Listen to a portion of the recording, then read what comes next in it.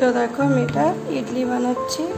তো সিম্পল ইডলি বানাচ্ছি না, এটা বাচ্চাদের জন্য টিফিনের রেসিপি, খুব হেলদি হবে। আমি এতে একটু পনির গ্রেট করে দিয়েছি আর একটু দিলাম কাজু। তো দেখো কতটা জমে আছে। তো এটা আমার ছেলেকে ইডলি খুব ভালো লাগে, তো এটা ইডলি বানাচ্ছি। তো এটা আরও 5 মিনিট মতন রেখে দিতে হবে। আর ঢাকার পরে একটা জিনিস সিক্রেট ইনগ্রিডিয়েন্টস দেবো, সেটা কি সেটা দেখলে তোমাদেরকে পুরোটা ভিডিও দেখতে হবে, তবেই এটা বোঝা যাবে।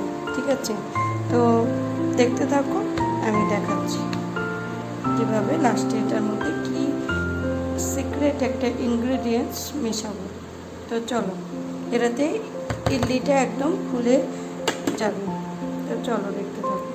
একটুই জল মিক্স করবো এরকম করে।